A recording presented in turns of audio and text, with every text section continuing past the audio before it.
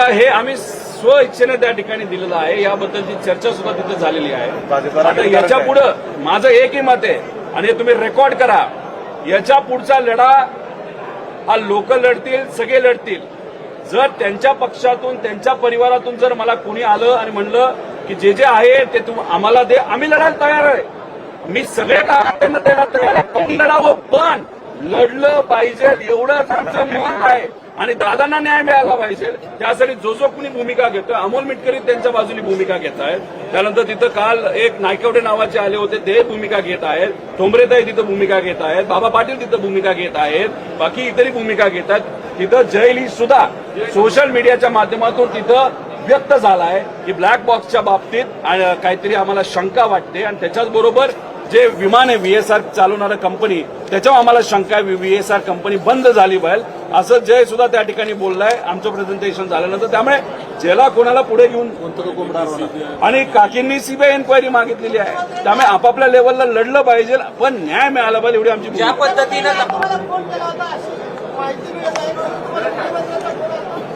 आम्ही एवढं मोठं नाही की आम्हाला मुख्यमंत्री तिथं फोन करतील. त्यांच्या कार्यालयामधून फोन आला होता. अजितदादांचा स्मारकाचा एक विषय मी मांडत होतो आणि त्या बाबतीतच चर्चा करायची होती.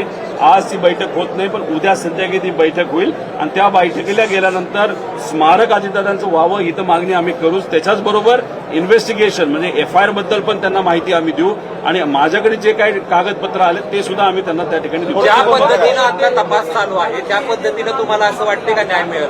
अजिबात वाटत नाही. एक तर सीआयडीने काय केलंय हे कोणालाच माहित नाही.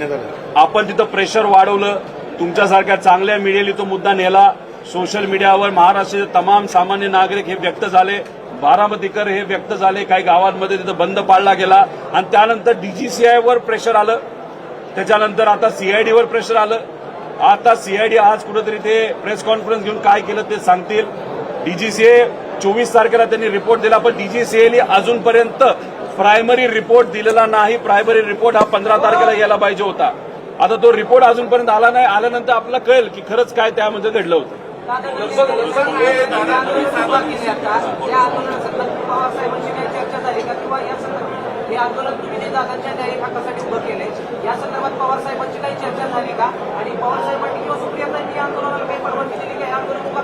एक तर तुम्ही समजून घ्या हे आंदोलन रोहित पवारचं नाहीच आहे आणि हे आंदोलन पण नाहीये. आम्ही न्याय मागण्यासाठी प्रयत्न करत आहोत. एफआयआर करण्याचा प्रयत्न तिथं करतोय आणि खऱ्या गोष्टी लोकांसमोर याव्यात यासाठी मी असेल, हे सर्व मंडळी असतील, बाकी त्यांच्या पक्षातले काही लोक असतील आणि अशा पद्धतीने सगळेच लोक आपापल्या लेवलला तिथं प्रयत्न करत आहेत. फक्त हे करत असताना इन्व्हेस्टिगेशन आमच्या लेवलवर करत असताना कागदपत्र बऱ्यापैकी सोशल मीडिया आणि तुमच्या माध्यमातून मी लोकांसमोर आणले म्हणून माझी चर्चा आहे. ठीक आहे, माझी चर्चा नाही, हे सामान्य लोकांची इच्छा आहे की दादांना न्याय मिळाला पाहिजे आणि म्हणून हे वातावरण त्या ठिकाणी कुठेतरी आता या लेवलला आलंय की त्याची दखल हे केंद्र सरकारला सुद्धा आता घ्यावी लागते. विषय एवढाच आहे की साहेबांच्या बाबतीत एक गोष्ट तुम्हाला सांगतो की एखादा व्यक्ती योग्य पद्धतीने लढत असेल तर पवार साहेबांचा पाठिंबा असतो आणि पवार साहेब बोलूनच दाखवतात असं नसतं. दिल्लीला आमची प्रेस कॉन्फरन्स झाली तेव्हा पवार साहेबांच्याच बंगल्यावर त्या ठिकाणी झाली होती आणि आता येणाऱ्या पार्लमेंटमध्ये 9 तारखेला सुप्रियाताई, डॉक्टर कोले व आमचे सर्व खासदार, इतर पक्षाचे सुद्धा खासदार, ज्याच्यामध्ये काँग्रेस असेल, एकनाथ शिंदे साहेबांचे सुद्धा खासदार हा मुद्दा मांडतील असं आम्हाला वाटतं. कारण का आम्हाला विरोध हा भाजपच्या नेत्यांचा त्या ठिकाणी होतो. या प्रेस कॉन्फरन्सला एकनाथ शिंदे साहेबांच्या पक्षाच्या लोकांचा, नेत्यांचा आम्हाला तिथं विरोध नाही. म्हणजे अजितदादांना न्याय मिळावं हे एकनाथ शिंदे साहेबांची सुद्धा इच्छा त्या ठिकाणी दिसते. तुम्ही नावं का सांगत नाही? जर प्रेशर होत आहे तर तुम्ही नावं का सांगत नाही? नेमका प्रेशर कोणाचा आहे? नाही, आता एफआयआरच्या बाबतीत ते काय करतात ते आपण सर्वजण बघू. जर याच्यातून कुठंच काही जात नाही, आम्हाला फक्त इच्छा एवढी याच्यात राजकारण आलं नाही म्हणून आम्ही कोणाचं नाव घेत नाही. जर वेळ आली नाही मिळतच नाही दादांना मग नंतर आम्ही नाव घ्यायला सुरुवात करू. दादा तुम्ही आज या ठिकाणी आला, तुमच्यासोबत दादांच्या कुटुंबातले सदस्य का नाही तुमच्यासोबत आता? ते त्यांच्या लेवलवर लढतायत ना. जयली तिथं इच्छा व्यक्त केली, आम्ही त्यांच्या कुटुंबातला आहोत, आम्ही पण त्यांच्या जवळ होते. त्यानंतर सुनित्रा काकींनी सीबीआयकडे एन्क्वायरी देण्यात यावी असंही तिथं पत्र दिलेलं आहे. पण हे सगळं होत असताना ज्या त्रुटी आहे, जसं एफआयआर होणं महत्वाचं आहे, एन्क्वायरीमध्ये बऱ्याच काही गोष्टी आम्हाला जाणवत आहेत. डीजीसीएकडनं सुद्धा काही लोकांना वाचवलं जातंय हे जेव्हा आम्हाला कळालं, आम्ही आता प्रेस कॉन्फरन्सच्या माध्यमातून फक्त लोकांची जी इच्छा आहे की आम्हाला कळलं पाहिजे हे आम्ही त्या ठिकाणी दाखवत आहोत. फक्त शिवसेनेची लोक त्याच्यामध्ये नाही आहेत, राष्ट्रवादीचे आहेत का त्याच्यामध्ये? तुम्ही असं म्हणालात की शिवसेनेची लोक विरोध करत नाहीत, त्याच्यामध्ये राष्ट्रवादीची लोक आहेत का? येणाऱ्या पार्लमेंट एक तर त्यांच्याकडे एकच खासदार आहे, ते आहेत सुनील तटकरे. त्यानंतर प्रफुल्ल पटेल आहेत. प्रफुल्ल पटेल अतिशय अनुभवी व्यक्तिमत्व आहे. कशामध्ये? एव्हिएशनमध्ये. आम्ही ज्या पद्धतीने इथं लढतोय, डॉक्युमेंट आणतोय, त्यांचे जुने कॉन्टॅक्ट आहेत. त्यांनी आम्हाला जर मदत केली असती तर आम्हाला आवडलं असतं. 4-5 कागदं आम्हाला दिली असती, नाही लढा तुम्ही चांगलं करता, पण त्यांच्याकडनं अजूनपर्यंत झालं नाही. उद्या कदाचित होईल. विषय तो नाही. विषय त्यांच्याकडे एकच खासदार आहे, ते मुद्दे मांडतील नाही मांडतील हा वेगळा विषय. आमच्याकडे 8 खासदार आहेत. आम्ही आमच्या लेवलला मांडू, काँग्रेस मांडेल, त्यानंतर एकनाथ शिंदे साहेबांचे पक्ष मांडेल, उद्धव ठाकरे साहेबांचा पक्ष त्या ठिकाणी मांडेल, तृणमूल काँग्रेस ते मांडेल, इतरही राज्यातले जे इतर नेते, जसं आप पार्टी सुद्धा उद्या जाऊन हा मुद्दा त्या ठिकाणी मांडणार आहे. त्यामुळे पार्लमेंटमध्ये बरेच लोक मुद्दे घेतील आणि त्याच्यात जे एव्हिएशन मंत्री आहेत ते त्या पदावर राहिलेच नाही पाहिजे, कारण त्यांच्या पार्टीच्या प्रमुखाचं आणि व्हीएसआरचं आर्थिक संबंध आहेत हे सिद्ध झालेलं आहे. त्यामुळे त्यांचा राजीनामा सुद्धा मागितला जाईल असं आम्हाला वाटतं. थोडक्यात राष्ट्रवादीचा पाठिंबा रोहित पवारांना संपूर्ण पक्षाचा नाही असं त्यातून सिद्ध होतं. कशातून? राजकीय नाही. रोहित पवार गौण आहे. रोहित पवार कोण आहे? रोहित पवार कार्यकर्ता आहे, नातेवाईक आहे. रोहित पवारचं काही घेणं देणं नाही. रोहित पवार आणि रोहित पवाराबरोबर या राज्यातले 11 कोटी लोक फक्त एवढंच मागतायत, आम्हाला न्याय द्या अजितदादांना. इन्व्हेस्टिगेशन नीट झालं पाहिजे. टेक्निकल अँगल पण बघा आणि क्रिमिनल अँगल पण बघा. त्यामुळे रोहित पवार हे महत्वाचं नाही, तर आम्ही सर्व महत्वाचं नाही. काय महत्वाचं आहे? दादांना न्याय मिळाला पाहिजे. पण ज्या ज्या घटना घडत चालल्यात, आम्ही जे बोलत चाललोय, दुर्दैवाने त्या गोष्टी घडत चाललेल्या आहेत आणि त्याच्यावरूनच आम्हाला शंका वाढत चालली आहे की इन्व्हेस्टिगेशनवर कोणाचा तरी दबाव असल्यामुळे इन्व्हेस्टिगेशन योग्य दिशेने जात नाही. लगभग 2 घंटे चर्चा हुई आपकी शक्तियों के साथ, क्या फाइनली पुलिस राजी है कि इसमें एफआईआर दाखिल होगा या एग्जैक्टली क्या कहा है? देखो 2 घंटा एडिशनल एसपी के साथ हम बात कर रहे थे, डीवाईएसपी के साथ बात कर रहे थे, पीआई के साथ बात कर रहे थे और बाकी जो उनके अधिकारी थे उनके साथ बात कर रहे थे. वहां पे उनका कहना था कि आपने बंबई में कल जो एफआईआर किया वो वहां पे क्यों किया. उनको हमने बताया बीएनएसएस में वहां पे 0 एफआईआर करके कॉन्सेप्ट है वो अलाउड है. फिर उन्होंने वहां पे कहा डीजीसीए का वहां पे इन्वेस्टिगेशन चल रहा है, तो वो इन्वेस्टिगेशन अगर चल रहा होगा तो एफआईआर करने की क्या जरूरत है. जैसे कि AAIB ये जो संस्था है वो इन्वेस्टिगेशन वहां पे करे. उनको मैंने कहा कि AAIB ये जो संस्था है डीजीसीए के अंतर्गत आती है. डीजीसीए के कुछ जो अधिकारी उन पे ही हमारा ऑब्जेक्शन है. तो ये इन्वेस्टिगेशन क्या कर रही है, योग्य डायरेक्शन पे ये इन्वेस्टिगेशन जाएगा, ये प्रश्न हमको वहां पे. और AAIB ये इंस्टीट्यूट जो है या जो संस्था है वो क्रिमिनल इन्वेस्टिगेशन वहां पे नहीं करती. फिर उन्होंने कहा कि ये एफआईआर होना चाहिए क्या, लीगली ये करना चाहिए क्या. उस पर हमने कहा कि बीएनएसएस में सेक्शन 173(1) उसके अंतर्गत देश का कोई भी नागरिक अगर चाहे कॉग्निजेबल ऑफेंस होगा तो वो एफआईआर लेना ही पड़ता है. तो ये कॉग्निजेबल ऑफेंस है. अभी तक आज तक अजीत दादा के केस में एक भी एफआईआर वहां पे नहीं हुआ. सिर्फ एक्सीडेंटल रिपोर्ट वहां पे हुआ है, उस पर सीआईडी वहां पे इन्वेस्टिगेशन कर रही है. लेकिन हमारा कहना है जो कॉज ऑफ एक्शन है वो कॉज ऑफ एक्शन है जो डीजीसीए ने परसों ये जो रिपोर्ट वहां पे दिया है उसमें उन्होंने कहा है कि नॉन कंप्लायंसेस ये वीएसआर ने किए थे. अगर नॉन कंप्लायंस वहां पे किए थे और उसके कारण 5 विमान अगर आप ग्राउंड कर रहे हो, दैट मीन्स जो अजीत दादा का विमान था वो भी फॉल्टी था. तो फॉल्टी विमान जानबूझ के दिया या गलती से दिया तो उसको क्रिमिनल कॉन्स्पिरेसी आती है. तो वो क्रिमिनल कॉन्स्पिरेसी टेक्निकल रिपोर्ट पे नहीं होगा, उसके लिए अलग एफआईआर लेना पड़ेगा. इसलिए उनको हम विनती कर रहे थे. हमने वहां पे किसी भी नेता का नाम नहीं लिया. जो एविएशन मंत्री है उनके खिलाफ हमारा कंप्लेन है, जो हम पुलिस के यहाँ पे नहीं किया, हमने नेताओं को किया कि ये जो मंत्री है उनकी जो पार्टी है उनका पार्टी के नेताओं का और बीएसआर का आर्थिक संबंध है, इसलिए इस नेता को वहां पे पद पे रहने का कोई अधिकार नहीं. ये हमारी भूमिका आज भी है, कल भी रहेगी. लेकिन एफआईआर में हमने उनका नाम नहीं लिया. हमने वीएसआर का नाम लिया है हमने डीजीसीए के जो कोई अधिकारी है जो जिम्मेदार है वो हमको नहीं मालूम, इन्वेस्टिगेशन के बाद पता चलेगा। तीसरी बात, एरो नाम की कंपनी है। चौथी बात, उस ग्रुप में, एरो के ग्रुप में कौन कौन अधिकारी, उनका नाम, उनके ऊपर एफआईआर लो, ऐसे कहा। फिफ्थ, जो भी क्रिमिनल कंस्पिरेसी के लिए जवाबदार है उसके ऊपर आप ले लो। अभी इसके लिए एफआईआर लेने के लिए हम यहाँ पे आए, लेकिन वो अधिकार सेक्शन 173(1) बीएनएस में होने के बाद भी हमको एफआईआर वहां पे करने की वहां पे अनुमति पुलिस अधिकारी ने वहां पे नहीं दी। इसलिए यहाँ पे हमको लग रहा है कि अजित दादा पे वहां पे अन्याय हो रहा है। सीआयडी ऑफिसला तुम्ही कधी आज जाणार आहात का उद्या? आता 3 वाजता मी इथं असणारे जे सामान्य लोक आहेत, वकील आहेत, पदाधिकारी आहेत, महिला आहेत, युवा आहेत, विद्यार्थी आहेत, दादाप्रेमी आहेत, दादांचे निष्ठावंत कार्यकर्ते आहेत, पदाधिकारी, सगळे यांची इच्छा आहे की न्याय मिळाला पाहिजे। आता हा न्याय मिळण्यासाठी आम्ही लढत आहोत, लोक लढत आहेत। आता जसं आम्ही इथं आलो, यांनी अजून आमचा एफआयआर स्वीकारला नाही। युगेंद्र इथं थांबतील, थोड्या वेळी येतील, ते परत त्यांना विनंती करतील, पोलिसांनी सांगितलं 1 तास थांबा। तोपर्यंत आम्ही 3 वाजता सीआयडी ऑफिसला जाणार आहोत। काय सीआयडी कार्यालय करते हे जरा आम्ही समजून घेणार आहोत, काय आतापर्यंत केलं हे आम्हाला समजून घ्यायचं आहे, आणि मग ते काय बोलतात हे आम्ही समजून घेऊन मग उद्या लागलं तर होम मिनिस्टर साहेबांना आम्ही भेटू। डीजीसीएने या अगोदर शिवसेनेने आम्ही मराठी माणसं आहोत, दादा एक मोठे नेता होते। जर पोलिसांनी फक्त बघण्याची भूमिका घेतली तर आम्ही काय शांत बसणार आहोत का?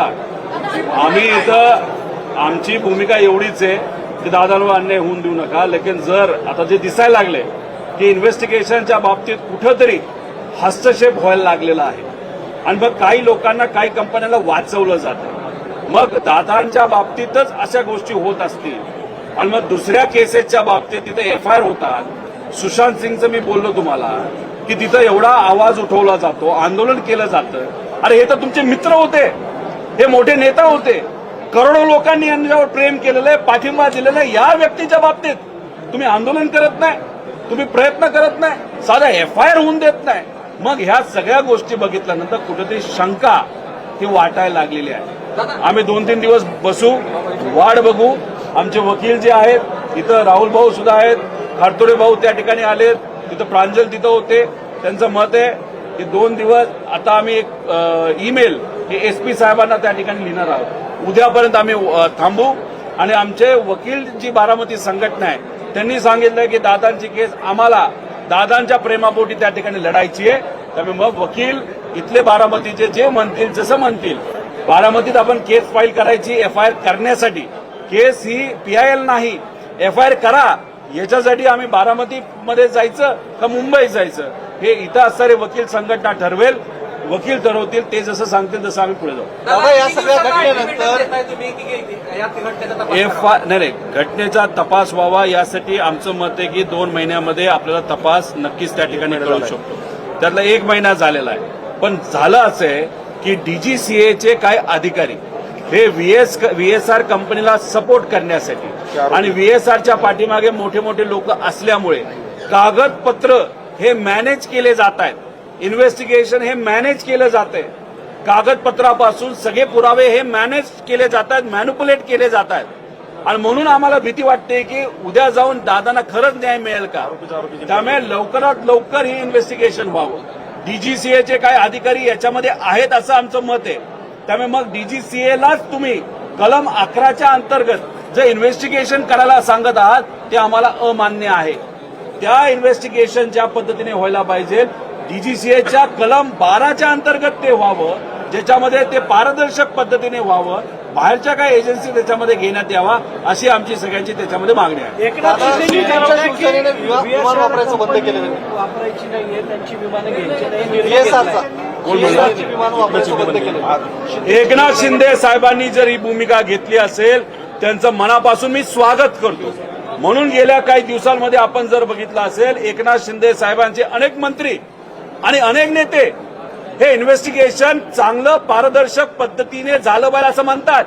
क्रिमिनल अँगल आहे का बघितलं पाहिजे, टेक्निकल अँगल आहे का बघितलं पाहिजे, आणि ही जी मागणी आमच्या सगळ्यांची होती की VSR हे बंद झालं पाहिजे, काही प्रमाणात एकनाथ शिंदे साहेबांनी सुद्धा तीच मागणी जर केली असेल, खरंच हे मानलं पाहिजे. कारण आज राजकारण नाही करायचं, त्या सत्तेत आहेत, आम्ही विरोधात आहेत, म्हणून आम्ही म्हणत नाही की एकनाथ शिंदे साहेबांची आम्हाला मदत नकोय.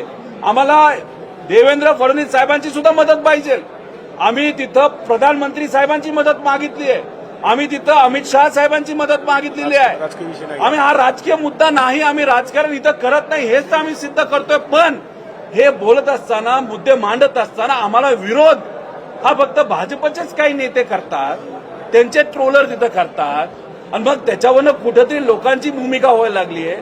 मग भाजपच असं म्हणतंय का की दादांची ही जी काय इन्व्हेस्टिगेशन आहे, FIR आहे, ह्या झाल्या नाही पाहिजे, मग याला भाजपच याच्या पाठीमागे आहे का, असा प्रश्न साहजिकच निर्माण त्या ठिकाणी होतो. DGCA ने या अगोदर या ठिकाणी एक FIR केला होता, विमान अपघात झाल्यानंतर DGCA ने केला होता. तो FIR बारामती याच तालुका पोलीस स्टेशननी रद्द केला होता. जर पोलिसांना या विमान अपघातातलं काही कळत नाही तर त्यांनी तो DGCAचा FIR कसं काय रद्द केला? जर त्यांनी FIR केला असेल, नंतर रद्द झाला असेल तर ते फारच चुकीचं आहे. पण आम्हाला जे कळलं आहे, अजितदादांच्या या केसच्या बाबतीत एक सुद्धा FIR आतापर्यंत झालेला नाही. मुंबईमध्ये कबुतराचा विषय तुम्ही सर्वांनी ऐकला असेल, त्यात कबुतर वाचवण्यासाठी FIR झाला. काल कबुतर चोरीला गेली म्हणून FIR झाला. त्याच्याचबरोबर सुशांत सिंगच्या बाबतीत सगळी प्रशासकीय यंत्रणा ही त्या सुशांत सिंगला न्याय देण्यासाठी मागे लागली होती.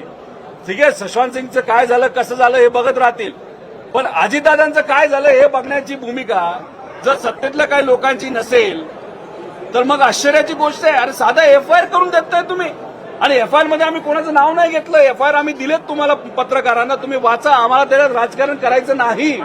या सगळ्या जर प्रकार आपण बघितलं तर या सगळ्या प्रकरणानंतर जनतेचा रोष जो आहे तो समोर येतोय.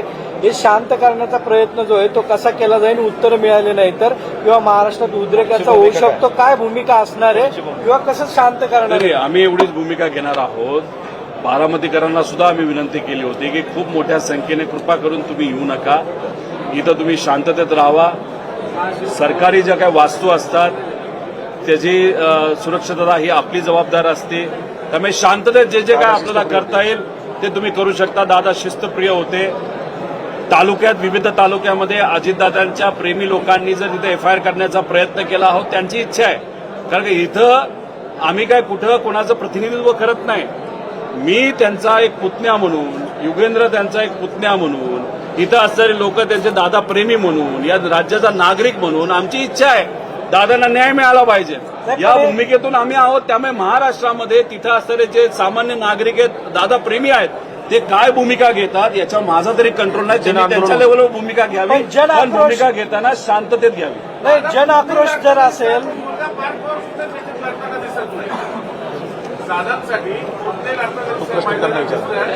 तो त्यांच्या लेवलवर तिथं काही अधिकाऱ्यांशी बोलून कसं तरी तो त्याच्या लेवलला लढत असेल, तो लढत नाही असं आपल्याला म्हणून चालणार नाही. जय त्याच्या लेवलला तिथं बोलतोय, काकींनी तिथं CBIकडे एन्क्वायरी द्यावी, ते त्या ठिकाणी लढतायत.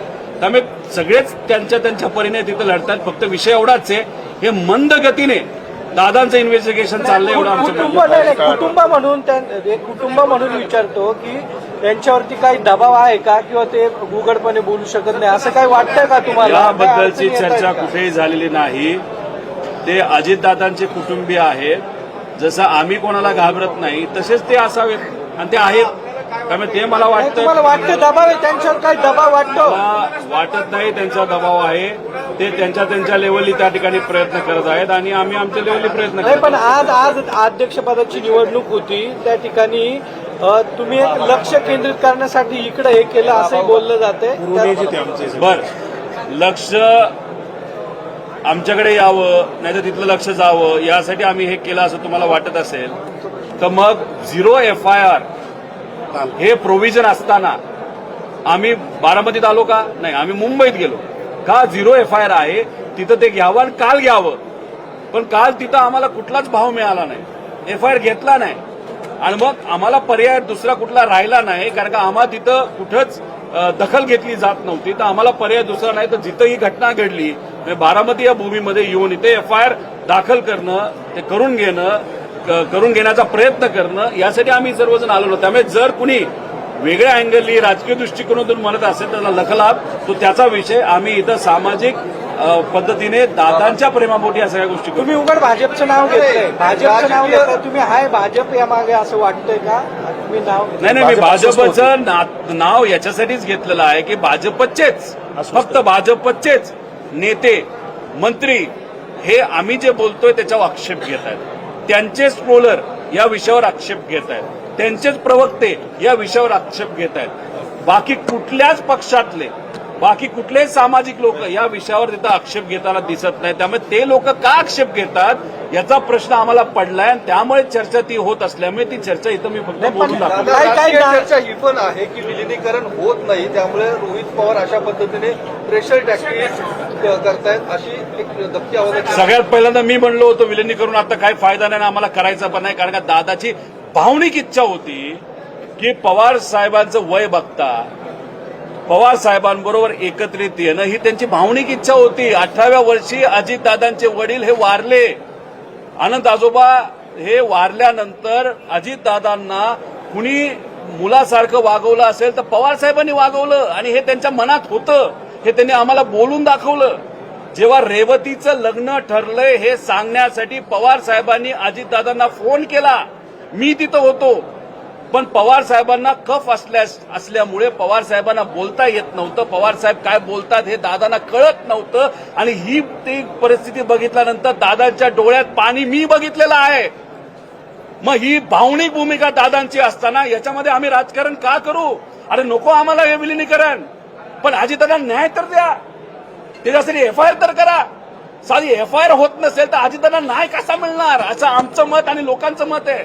नाही, अनेक बारामतीकरांचं असं म्हणणं आहे की दादांनी एवढे आमदार केले, खासदार केले, रोहित पवार आणि मिटकरी सोडले तर एकही आमदार यावरती बोलायला तयार नाही, आवाज उठवायला तयार नाही. वाटतं तुम्हाला ही सगळी शोकांतिका आहे? बघा, अजितदादांच्या विरोधात या बारामती मतदारसंघातून कोण उभं होतं? युगेंद्र इथं आहे. मला पहिलं जिल्हा परिषदेचं तिकीट दादांनी दिलं, मला आमदारकीचं तिकीट दादांनी दिलं आणि राजकारणात आम्ही दोघं येण्यापूर्वी लहानपणीपासून जन्मापासून आम्ही त्यांचे पुतणे, आम्हाला त्यांनी मांडीवर खेळवलंय हे आम्हाला माहित आहे. मग अशा परिस्थितीमध्ये आम्ही आमच्या लेवलवर त्या ठिकाणी बांधतोय. आता काल अमोल मिटकरींना संधी दादांनी दिली.